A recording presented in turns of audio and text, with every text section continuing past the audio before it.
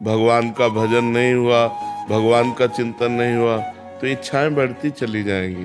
अभी बच्चा बड़ा होगा, उसके बहू आ जाए, बहू आ गए उसके बेटा हो जाए, विविध प्रकार की कामनाएं आदमी मरते समय तक करता रहता है और कामनाएं लेकर ही मरता है। फिर नया जन्म होता है।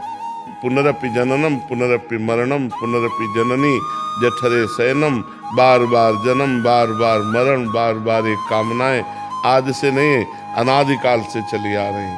अगर शांति चाहते हो, जन्म मरण से मुक्ति चाहते हो, कामनाओं का नाश चाहते हो या पूर्ण, तो भगवान का भजन करो। बिना भगवान के भजन के शांति नहीं। खूब नाम जप करो, उसी में शांत, हृदय एकदम गदगद हो जाएगा, शांत हो जाएगा। कोई इच्छा सकल कामना हीन जे राम चरण रति ले। जो भगवान के चरणों में प्रेम करते हैं उनकी सारी कामनाएं शांत हो जाती है। और जब तक भगवान के चरणों में प्रेम नहीं, तो कामना 100 से 1000 की, 1000 से लाख की, लाख के करोड़, करोड़ से अरब, अरब खरब ऐसे बढ़ती चले। कभी कोई तृप्त थोड़ी है। मान लो जो विश्व के माने हुए धनी हैं, उनके अंदर भी धन की और कामनाएं हैं, वो बड़ी लेवल की कामनाएं हैं। तो कामनाओं से कभी तृप्ति नहीं होती। कामनाओं को रोका जाता है भजन के द्वारा, और भजन करके भगवान की प्राप्ति करना समस्त कामनाओं की पूर्णता है। बिना भगवान के मिले पूर्णता नहीं होगी। लक्ष्मी शर्मा जी। राधा वल्लभ श्री हरिवंश महाराज जी, ईर्ष्या से बचने का उपाय? भगवान सब में है, ये भाव रखना। सब में प्रभु विराजमान, में किससे ईर्ष्या करूं। उमा जे राम चरण रत विगत काम मद को, निज प्रभु में देखें जगत कैसन करें विरोध। जब सब में अपना प्रभु रमा है तो हम ईर्ष्या किससे करें, क्रोध किससे करें, किसका अपमान करें। सब में भगवान विराजमान है। जब तक सब में भगवान विराजमान है, ऐसी भावना नहीं करेंगे, भजन नहीं करेंगे, तब तक काम, क्रोध, लोभ, मोह, मद, मत्सर, मत्सर को ही ईर्ष्या कहते हैं। मत्सरच मेरे से आगे निकला जा रहा है, ये देखकर जलन होना, उस जलन का नाम ईर्ष्या है। ये सबके हैं, ये सबके हैं 6 विकार। जब तक भजन नहीं करोगे तब तक इन विकारों पर विजय नहीं प्राप्त कर पाओ। एक ईर्ष्या ही थोड़ी है, ये 6 विकार सबके अंदर हैं। काम, क्रोध, लोभ, मद, मत्सर।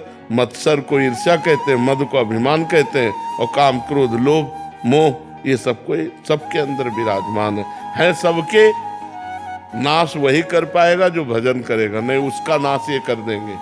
ये 6 विकार नरक ले जाने वाले हैं, ये 6 विकार पतन कराने वाले हैं। इसलिए भगवान का नाम जप, भगवान की शरणागति, भगवान की लीला कथा सुनो, सब में भगवत भावना करो, ईर्ष्या खत्म हो जाएगी। शीतल जी। राधे राधे। राधे राधे महाराज जी। महाराज जी, नाम जप से क्या मैं अपने किसी की मनोस्थिति बदल सकती हूँ? हाँ, बिल्कुल बदल सकती हैं। आपको याद होगा, एकांतिक में यहीं बैठे थे, उन्होंने कहा हम धन्य मानते हैं अपनी पत्नी को।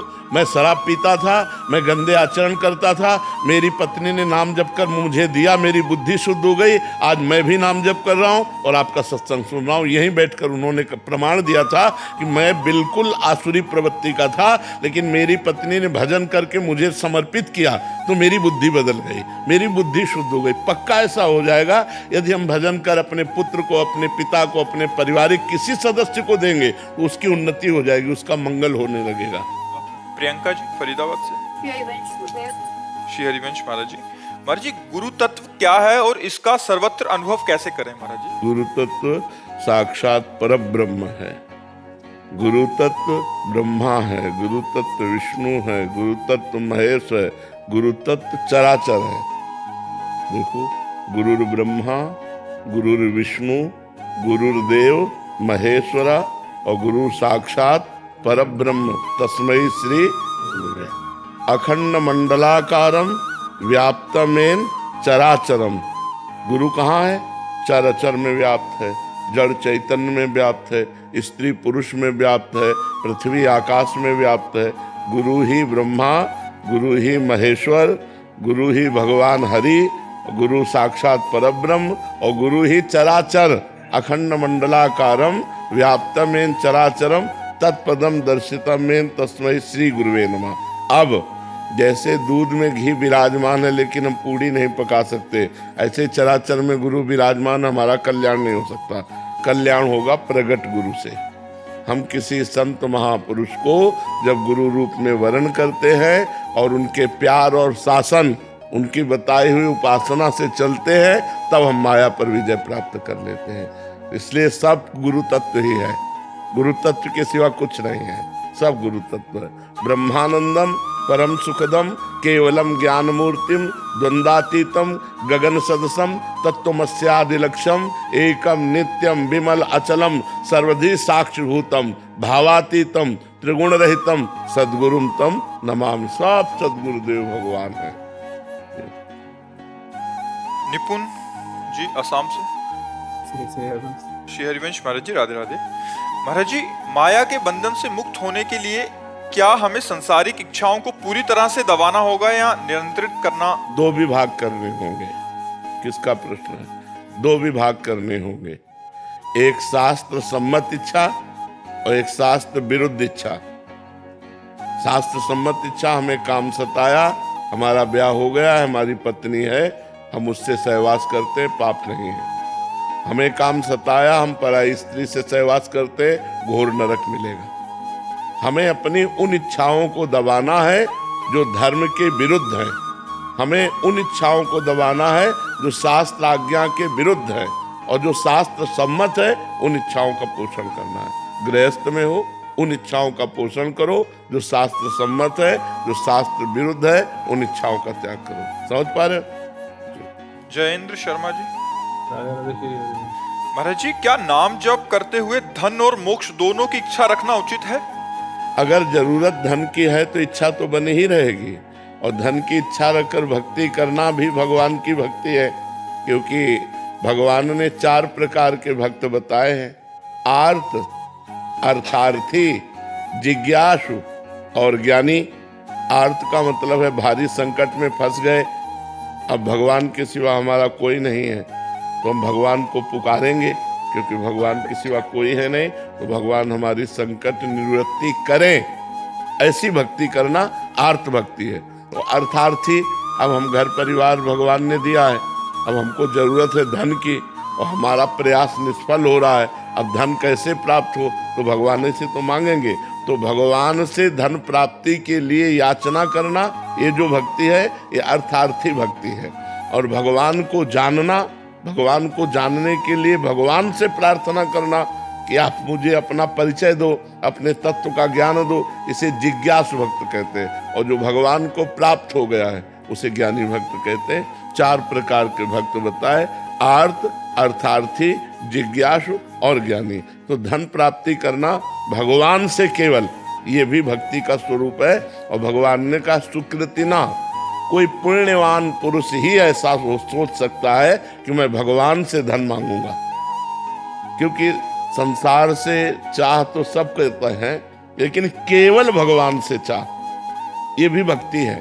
और भगवान की प्राप्ति भी हो जाएगी, धन की भी पूर्ति हो जाएगी और भगवान की भी प्राप्ति हो जाएगी। छोटा सा इसमें डाउट था कि जैसे नाम जप में ना राधा नाम सुनने में अच्छा लगता है और मुख से राम नाम प्रिय लगता है, तो दोनों कोई बात नहीं। गुरु आपको माना हुआ है जी, क्या जप आप बता दीजिए। राम राम जपो, राधा राधा सुनो, हमारे लिए कोई व्रत नहीं, हमारे लिए कोई परहेज नहीं। तुम शिव शिव जपो, राधा राधा जपो, राम राम जपो, भैरव भैरव जपो, काली काली जपो, भगवान का भजन करो। हमारा मेन उद्देश्य है पाप आचरण छोड़ो, गंदी बातें छोड़ो, भगवान का भजन करो। तुम्हें जो प्रिय है, राम कृष्ण हरि राधा, जो प्रिय लगे वो जपो, तुम्हारा मंगल होगा। हमारा उद्देश्य तुम्हारा मंगल करना है। मंगल भवन भगवान का सब नाम मंगल करने में समान सामर्थ्य रखता है, खूब जपो। कुलदीप शर्मा जी। राधे राधे। राधे राधे महाराज जी, मैं स्वयं के भीतर अहंकारी रूपी मैं को खत्म अथवा मिटाना चाहता हूँ, परंतु जो मिटाना चाहता हूँ वो भी तो मैं ही है। इस नहीं, 2 प्रकार के मैं हैं। अभी उस मैं के विभाग को नहीं समझ पा रहे। एक शुद्ध, किसका प्रश्न है? एक शुद्ध ब्रह्ममय है जिसे तुम्हारी ताकत ही नहीं मिटा सको, वो ब्रह्ममय मैं। और एक अंतःकरण में मैं है, मैं वो मिटाया जाता है जिसके साथ कुछ लगा होता है। जैसे विद्वान, धनवान, जो भी मैं के साथ लगा है वो तो मिटाया जा सकता है, और जिस मैं के साथ कुछ लगा नहीं है, केवल मैं, वो मैं शुद्ध ब्रह्म है, उसे मिटाने की जरूरत ही नहीं। वो ब्रह्माकार वृत्ति है। जो मैं है वो ब्रह्म है। मैं के साथ जो लगा है उसे अभिमान कहते हैं, उसे हटाना है। मैं के साथ जो जुड़ गया ना, वो हटाना है। मैं विद्वान, मैं कुलवान, मैं धनवान, मैं गुणवान, मैं रूपवान, मैं अमुक, मैं वो हटाना है। और जो शुद्ध मैं है वो ब्रह्म में, उसे हटा ही नहीं सकते। मैं भगवान का स्वरूप है। इसी में बुद्धि बहुत चलती है, मैं हाँ ये मतलब अपने में ही मैं करते रहते हैं, तो बुद्धि बहुत चलती है। हाँ, बुद्धि को शांत कैसे किया जाए? नाम जप के द्वारा। उसी बुद्धि को नाम जप में लगाओ तो अपने आप ठीक हो जाएगा। नाम जप सब रोगों की दवा है। तीनों तापों का नाश करने वाला, भवरोग का नाश करने वाला, सारे पापों का नाश करने वाला, बुद्धि को इतनी प्रखर कर देने वाला कि जो राम राम नहीं कह सकता था, मरा मरा बोला, इतिहास की रचना कर दी। इतना प्रखर त्रिकालज्ञ महापुरुष हो गया, ब्रह्म ऋषि हो गया। नाम से सब हो जाएगा। तो मतलब कैसे भी जब कैसे भी भाव कुभाव अनखाल सहु। गुरु के द्वारा नाम अब कह रहे राधा राधा जपो, तो और गुरु का मतलब क्या? भाई राधा राधा जपो, मान लिया राधा राधा ने सुन लिया। कोई भी नाम जप करोगे, किसी न किसी संत के मुख से तो सुना, उसे पकड़ लो, वही गुरु। नाम ही गुरु है। जो मान लो बोले राधा, बस पकड़ लिया, राधा राधा जप रहे, हो गया, ठीक है। रामकेश शर्मा जी जम्मू से। राधा वल्लभ श्री हरिवंश। श्री हरिवंश महाराज जी, गुरुदेव भगवान, शरणागति की बात वैसे तो कोई भी प्रश्न रह नहीं गया साधक के मन में, फिर भी एक प्रश्न हृदय में आता है कि निकुंज में जब हम श्री जी की कृपा से प्रवेश पाते हैं तो हमारा रूप कैसा होता है? हमें क्या श्री जी का दिव्य सखियों जैसा स्वरूप मिलता है? क्या उस रूप में हमें अपने सदगुरुदेव भगवान या पहले जितने भी पूज्य संत भगवान निकुंजवासी हुए हैं तो उनका पहचान हो जाती है? हमें पता लग जाएगा राधा बाबा कौन है? मुझे राधा जानना चाहोगे तब वहां स्मृति नहीं रहेगी राधा बाबा की, वहां तो केवल राधा की स्मृति रहेगी, बाबा की नहीं रहेगी, केवल राधा की स्मृति। निकुंज में प्रवेश होते ही सब स्मृतियां शांत हो जाते हैं जगत की, केवल प्रिया प्रीतम की रह जाती है। केवल प्रिया प्रीतम, केवल दिमाग में, मन में, बुद्धि में, चित्त में, देह में, केवल प्रिया प्रीतम। वहां जगत का कोई संबंध नहीं। संबंध जैसे आप सो गए ना, तो सोने के बाद स्वप्न में कोई जागतिक संबंध रह जाता है कि हम अपने घर की सैया पे पड़े हुए हैं, ऐसा याद रहता है? देखो स्वप्न में नहीं याद रहता, और जब जगे तब स्वप्न भूल जाते हैं। तो जब हमारा शरीर छूटेगा तो ये सब भूल जाएगा, वो याद रहेगा जो हमने साधना की है। तो प्रिया प्रीतम ही केवल याद रहते हैं। वहाँ जितनी सखियाँ सब प्रिया प्रीतम में है। सब महापुरुष वहीं विराज, पर ऐसे नहीं पहचान सकते कि राधा बाबा हैं, भाई जी हैं, प्रेमानंद हैं। ये सब नाम जागतिक हैं। जागतिक रूप और नाम यही नष्ट हो जाता है, वो तो सच्चिदानंद में रूप में प्रवेश पाते हैं। परम पूज्य सदगुरुदेव भगवान के लिए जो प्रेम मृत्यु लोक में है, जी, जैसे हमने तो श्री जी को पहले नहीं देखा, जब निकुंज में पहुंचोगे तो सदगुरुदेव के इस रूप का चिंतन नहीं होगा, तुरंत हमारा जो स्वरूप है वो तुम्हारे साथ होगा। तो जैसे तुम इस रूप में पार्थिव शरीर के संग हो, सामने बैठे हो, ऐसे उस रूप में देखोगे मेरे गुरुदेव सहचरी स्वरूप में विराजमान। वो प्रवेश होते ही प्रवेश होगा ही गुरुदेव से ही प्रवेश होगा। आओ बस साथ चल रहे हैं। तो गुरुदेव के बैच में हो गए, गुरुदेव आचार्य के बैच में, और आचार्य प्रिया प्रीतम के समीप ऐसे है। श्रद्धा जी। राधे राधे। राधे राधे महाराज जी, जब भी हमारे साथ कुछ गलत होता है तो मन बहुत अशांत हो जाता है। क्या गलत को ये तो गलत होने पर मन शांत किसका रहता है? जो भगवान में चित्त जोड़ते हैं, सब अशांत हो जाते हैं। जब अपने ऊपर दुख आता है, अपमान आता है, कोई निंदा करता है, कुछ प्रतिकूलता आती है, तो मन अशांत हो जाता है। ये सृष्टि का नियम है। अगर इस नियम को तोड़ना है तो भजन करना होगा। देखो भक्तों के चरित्र पढ़कर बड़ी बड़ी विपत्तियां, बड़े बड़े दुख में भी करताल लेकर नाच रहे हैं, शांत हैं, आनंदित हैं। मीरा जी को जहर का प्याला पिलाया गया, वो आनंदित हैं।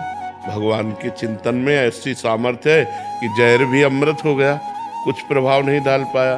तो हमें जो जहरीली बातें कोई कहे, या प्रतिकूलता, या अपमान, या विपत्ति, इसमें मन अशांत हो ही जाएगा। अगर मन को शांत करना है तो भगवान से जुड़ना होगा, भगवान का नाम जप करना होगा, भगवान के नाम कीर्तन करना होगा, भगवान की सेवा करनी होगी। क्योंकि शांति भगवान से मिलती। भगवान का स्वरूप क्या है? शांताकारं भुजगशयनं पद्मनाभं सुरेशं विश्वाधारं गगनसदृशं मेघवर्णं शुभांगं लक्ष्मीकान्तं कमलनयनं योगभिर्ध्यानगम्यं वन्दे विष्णुं भवभयहरं सर्वलोकैकनाथं। सर्वलोकैकनाथम भगवान कैसे? शांताकारम। लेकिन सांप पे सोए हुए हैं और शांत है। फूलों की सैया हो और शांत हो तो बढ़िया है, लेकिन भुजग शयनम, सांप पे शयन के, शेष भगवान की सैया पर शयन किए लेकिन शांत है। अगर हमको शांति चाहिए तो भगवान का भजन करना पड़ेगा। भगवान के भजन के बिना कहीं शांति नहीं है। मन कहता पढ़ लिख कर नौकरी मिल जाए तो शांत हो जाएंगे, नौकरी मिल गई तो लगता है पत्नी मिल जाए या पति मिल जाए बढ़िया मनोनुकूल तो शांत हो जाएंगे, पति पत्नी मिल गए तो बोले एक लाला हो जाए तो शांत हो जाएंगे, लाला हो गया तो बोले मकान बढ़िया बन जाए तो मतलब शांति ढूंढते ढूंढते मर जाता है और शांति नहीं मिलती। बताओ शांति मिलती कहीं? वो एक न एक कामना, एक न एक चाह, एक न एक कमी बनी ही रहती है, अभाव बना ही रहता है। और उस अभाव की पूर्णता सिर्फ भगवान के भाव से होगी। अगर भगवान से चित्त जुड़ गया तो हम जिस परिस्थिति में उसी में हमें शांति प्राप्त होगी। अश्विन जी दिल्ली से। जय श्री राम। श्री राधे महाराज जी। महाराज जी, श्री जी आपको जैसा दुलार करती हैं, क्या वैसा दुलार हमें भी करेंगी कभी? हमें लगता है श्री जी सबको दुलार करती, सब पर मोरी बराबर दाया। हम श्री जी का चिंतन नहीं करते, बस ये हमारी कमी है, हमारी तरफ से कमी है। भगवान तो कह रहे हैं सब मम प्रिय, सब मम उपजाए, सब मेरे प्यारे हो, मैंने सबको प्रकट किया है। बस कमी ये है कि हम भगवान का चिंतन न करके संसार का चिंतन करते हैं, इसलिए हमें अनुभव में नहीं आ रहा कि भगवान हमें कितना प्यार कर रहे हैं। देखो हमें भगवान ने मानव दे दिया, भगवान वायु दे रहे हैं, भगवान सूर्य, भगवान जल, भगवान पृथ्वी, सब हमको दे रहे हैं ना। और हम भगवान का क्या भजन कर रहे हैं, भगवान का क्या चिंतन कर रहे हैं? तो भगवान तो हमें दुलार कर ही रहे हैं ना। हम भगवान का चिंतन नहीं करते, इसलिए हमें अनुभव में नहीं आता कि भगवान हमें दुलार कर रहे हैं। यदि हम भगवान का चिंतन करें तो अभी रोना आने लगेगा कि भगवान हमें कितना प्यार करते हैं। ये अनुभव में आने लगेगा कि भगवान हमें कितना प्यार करते हैं। इसलिए नाम जप करो, भगवान की लीला कथा सुनो, भगवान के भक्तों का संग करो, तो भगवान की कृपा से अनुभव में आने लगेगा कि भगवान हमें बहुत प्यार करते हैं, श्री जी हमें बहुत दुलार करते हैं। अजय प्रजापति जी। राधे राधे महाराज जी। महाराज जी, मैं पेशे से एक पशु चिकित्सक हूँ। महाराज जी, कई बार जब हम पशुओं का उपचार करते हैं तो पशु को कंट्रोल करने के लिए हमें कई बार बहुत क्रूरता निर्दयता के साथ काम करना पड़ता है। तो महाराज जी, इसका क्या परिणाम?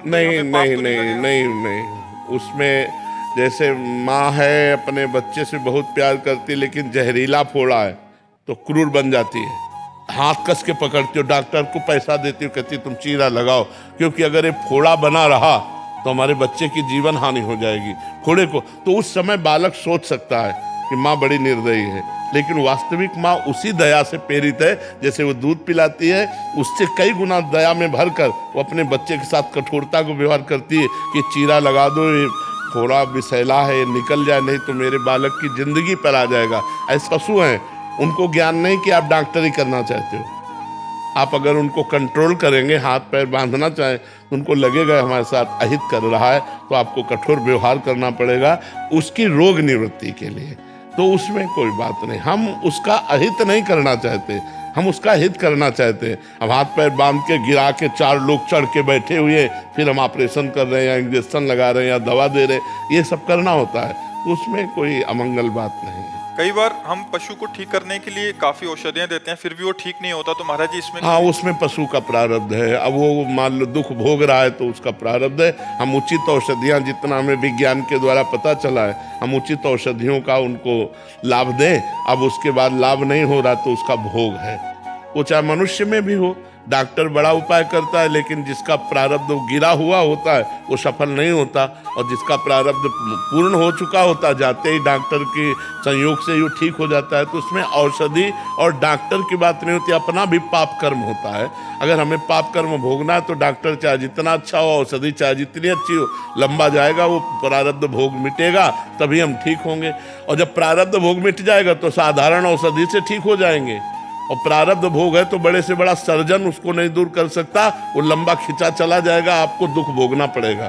तो उसमें आपका कोई दोष नहीं, आप जितना ज्ञान है उसके हित के लिए कर रहे हैं, इसलिए उसमें कोई दोष नहीं। प्रज्ञा गुप्ता जी। जी श्री हरिवंश महाराज जी, मैं हर 3 दिन में 1 लाख नाम जप करने का प्रयास कर रही हूँ तथा ग्रस्त कार्यों को करते हुए नाम या कोई पद चलाने का भी प्रयास करती हूँ। महाराज जी मुझे बताएं कि मैं और किस तरह नाम जप को बस ऐसे ही चलते रहो, अपने आप जब मन में बस जाएगा तो 3 लाख की संख्या की बात एक दिन में पूरी होने लगेगी और जीवन धन्य हो जाएगा। बस ऐसे चलते रहो, ऐसे लंबे समय सातु दीर्घ काल निरंतर सत्कार सेवितो दृढ़ भूमि, लंबे समय तक दीर्घ काल तक यही अभ्यास बना लो तो वही मन पकड़ लेगा, और मन पकड़ लिया तो निहाल हो जाओगी। मन पकड़ लेता है, रात में तो मैं सो नहीं पाती हूँ, कभी कोई पद चलने लगता है। हाँ, बहुत सुंदर। और उसमें हानि नहीं होगी, जैसे हम भजन करते हुए जग रहे ना, तो जगने की कोई हानि नहीं होगी उसमें, क्योंकि जो हम संसार का चिंतन छोड़कर गाढ़ नींद में आनंद लेते हैं, वही हम भगवान का चिंतन करते हुए हमारी इंद्रियां पावरफुल हो जाती हैं। दिन भर हम एक्टिव बहुत रहते हैं, कभी ऐसा भी नहीं। खूब खूब नाम जप करो, ज्यादातर गुप्त रखो, अपनी साधना प्रकाशित ना करे। कोमल जी भिवानी से। राधे राधे महाराज। राधे राधे महाराज जी। महाराज जी, क्या आज के समय में संसारिक और ग्रस्त जीवन में रहकर भगवान की प्राप्ति की जा सकती है? महाराज जी, इनका प्रश्न है कि भगवान की प्राप्ति के लिए जो सबसे ज्यादा जरूरी है वो एकांत और शांत माहौल में रहकर। नहीं, ऐसा नहीं। भगवान की प्राप्ति के लिए एकांत जरूरी नहीं। भगवान की प्राप्ति के लिए काम छोड़कर बैठना, कायर होना जरूरी नहीं है। भगवान की प्राप्ति के लिए मामुनिस्मर युद्ध च, अर्जुन जी को आदेश कर रहे हैं, तस्मात् सर्वदा सर्वकालेषु मामुनिस्मर, हर परिस्थिति में मेरा स्मरण करो और युद्ध च, अपने कर्तव्य का पालन करो। एकांत किसे कहते हैं? हृदय में जो भगवान का सुमिरन होता है, उससे बढ़कर एकांत नहीं। कहाँ जाओगे एकांत?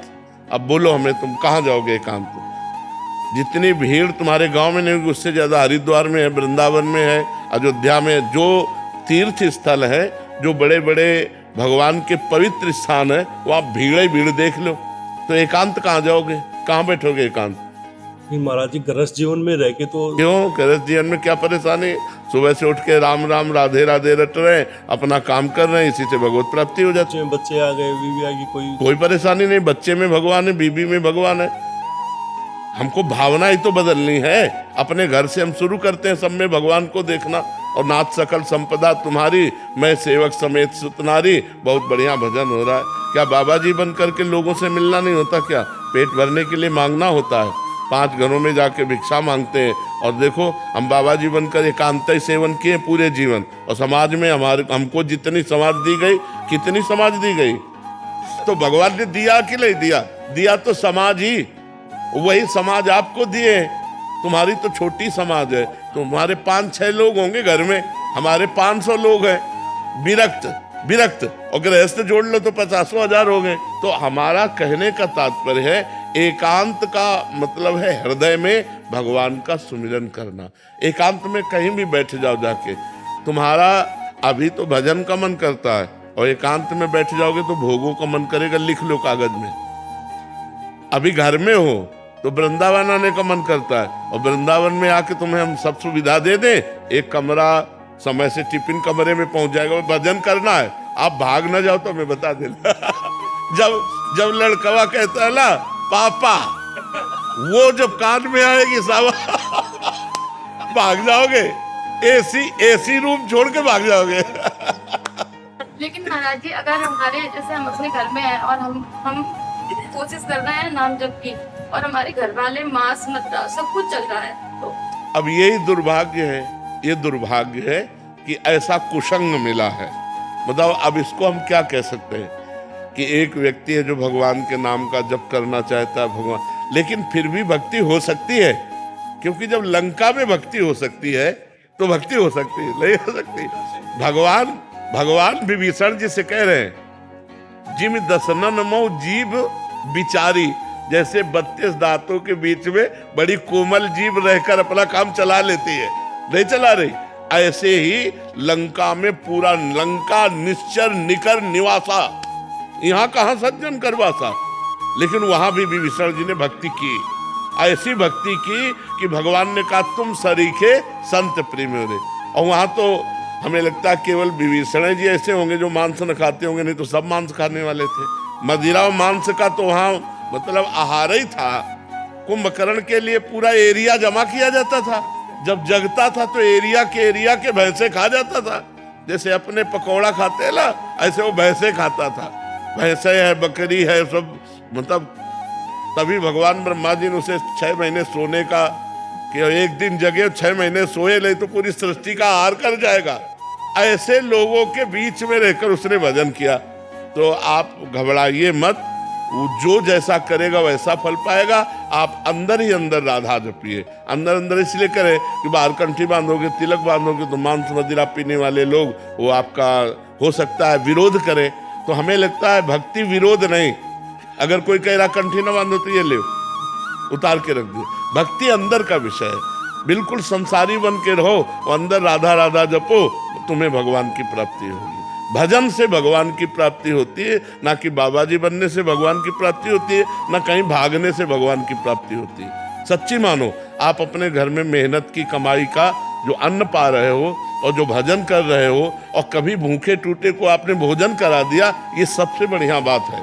हम लोगों का हिसाब कटता है, जो हम वस्त्र पहने इसका भजन जाता है, जो प्रणाम करते हैं उनको भजन जाता है, जो भोजन देते हैं उनको भजन जाता है। ये सब फ्री नहीं है, यहाँ सबका टैक्स है। और अगर भजन कम पड़ गया तो हमको नरक जाना है।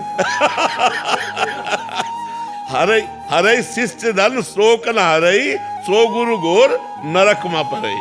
अच्छा, आप इस भागवतिक टैक्स से बचे, मेहनत की कमाई से कपड़े पहनते हैं, मेहनत की कमाई खाते हैं, और अपनी मेहनत की कमाई दूसरों को भी दे देते हैं। गौ सेवा, संत सेवा, आए हुए अतिथि की, भिक्षुक की सेवा। तो गृहस्थी धर्म बहुत बड़ा है। हम लोग गृहस्थी धर्म में ही पैदा हुए और गृहस्थी धर्म से ही हमारा पोषण होता है। पोषण भी गृहस्थी धर्म से होता है। अगर ये आप लोग समझते हो कि गृहस्थी धर्म में भगवत प्राप्ति नहीं हो सकती, तो आप सच्ची मानो, सबसे पहले गृहस्थी को भगवत प्राप्ति होगी। पर धर्म से चले। अब पराई बहनी बिटिया से गंदी बातें करो, शराब पियो, मांस खाओ तो नरक जाओगे। चाहे और अगर अच्छे आचरण करोगे, 4 रोटी अपने से बचा करके गौ सेवा, संत सेवा में दे दी, तो वही तुम्हें भगवत प्राप्ति कराएगा। खूब नाम जप करो, कोई परेशानी नहीं। कहाँ भाग के जाओगे? आज हमें एकांत बता दो, कहाँ एकांत है? कहीं एकांत नहीं बचा। हिमालय में भी चले जाओ तो वहां भी लोग आजकल जो है जहां भी एकांत समझते हो वही शूटिंग शुरू है। कि नाम पर जब करते हैं 10 मिनट एकांत में बैठ के, तो उसी टाइम पे पत्नी कुछ काम बता देती है, बच्चा कोई बात नहीं तो उठ के खड़े हो गए, काम करने लगे, राधा राधा अपना काम करने के लिए चल दिए। राधा भगवान को एकांत में बैठकर भजन करने से नहीं मिलते। काम करते हुए भजन करना सबसे श्रेष्ठ बात है। झाड़ू लगा रहे, फावड़ा चला रहे, व्यापार कर रहे हैं, पानी ला रहे, कुछ भी काम कर रहे, राधा राधा राधा राधा क्या जाता है? माले चलाने से भगवान प्राप्त होते हैं, भगवान सुमिरन करने से प्राप्त होते हैं। हम सुमिरन करें भगवान का, माला के बिना सुमिरन करें। गिन लो भगवान, तुम गिन लो, वो तो सब जान ही रहे हैं। तो खूब भजन करो और गृहस्थी में रहो, और ये जरूर करो कि अपनी कमाई का 4 रोटी का हिस्सा कभी किसी भूखे को खवा दो, कभी किसी गाय को दे दो, कभी किसी बीमार को 10 रुपया तुम्हारे लग जाए। ये बढ़िया परोपकार ये गृहस्थी में जरूर करना चाहिए, और नाम जप करना चाहिए, और भगवान के आश्रित रहना चाहिए। आश्रित का मतलब नाथ सकल संपदा तुम्हारी, मैं सेवक समेत सुतनारी। बढ़िया भजन है, कोई परेशानी नहीं, कहीं भागने की जरूरत नहीं, ये सोचने की जरूरत नहीं कि बाबा जी ज्यादा भजन कर लेते हैं। ऐसे किया ना आपने, ऐसे इसका भी टैक्स है, हमारा भजन जाएगा आपके पास। आप साष्टांग लौट गए ना, ये खुशी की बात नहीं है। तुम्हारे पुण्य जा रहे, अगर भजन नहीं करोगे तो वो साष्टांग वाला पुण्य ले गया और तुम नरक जाओगे। बहुत होश की बात है कि ये कोई खिलवाड़ नहीं। ये जो सिद्ध पुरुष भजन में निरंतर लगे, उन्हीं से जगत का कल्याण होता है, वही मंगल होता है। नहीं तो एक एक का टैक्स है। जैसे भारत सरकार का हर वस्तु में टैक्स है ना, ऐसे भगवान का टैक्स है, हर एक चीज में टैक्स है। कोई तुम्हारे पैर छू रहा, कोई तुम्हारी बड़ाई कर रहा, कोई तुम्हें प्रणाम कर रहा, कोई वस्त्र दे रहा है, कोई भोजन दे रहा, कोई धन दे रहा है, वो सब भजन ले रहे हैं, वो हमारा सब भजन ले रहे हैं, कोई खिलवाड़ नहीं है। राधे राधे महाराज जी। महाराज जी, मैंने अपने आप को कभी भी किसी परपुरुष से टच नहीं कराया, और ना ही शादी से पहले ना ही आज। महाराज जी, अपने पति हम के अलावा धन्यवाद कभी किसी का देते सोचा हैं, भी नहीं। धन्यवाद देते हैं। ऐसी माई बहनें अगर अपने जीवन को पवित्र रखें तो हमारे समाज का बड़ा मंगल हो जाए। ऐसी माताओं बहनों से जो पुत्र होते हैं वो राष्ट्र भक्त और भगवत भक्त होते हैं। जो व्यभिचार प्रवृत्ति से युक्त हैं वो ऐसे संतानों को उत्पन्न नहीं कर सकती, उनमें क्षमता नहीं है। ये जो गर्लफ्रेंड बॉयफ्रेंड चला है, गंदी बातें चली है, ये बहुत खतरनाक है। हम मतलब हमारे हृदय शीतल होता है जब कोई कहता है मैं धर्म से चलता हूँ, मैं कभी किसी को इस गंदी बातें नहीं। ये तो एक मतलब आश्चर्य की बात है। नहीं, आज तो बच्चियाँ एक बॉयफ्रेंड, फिर ब्रेकअप, फिर दूसरा बॉयफ्रेंड, फिर ब्रेकअप, फिर तीसरा बॉयफ्रेंड। ये क्या चल रहा है? ये चल क्या रहा है? गंदी बातें हैं कि नहीं? गंदी बातें, कितनी गंदी बातें। हमारा जो भारत देश है वो धर्मयुक्त है, तो हमारे सनातन धर्म में वो एक बार जिसका स्पर्श हो गया आजीवन उसी के निर्वाह किया जाता था। इसीलिए बड़े बुजुर्ग ब्याह कराते थे। लड़की लड़का परस्पर देखा नहीं, बड़े बुजुर्ग ब्याह करा, पूरे जीवन निर्वाह होता था। और यहाँ प्रेम विवाह होता है, साल भर में तलाक हो जाती है, 6 दिन में तलाक हो जाती है। प्रेम कर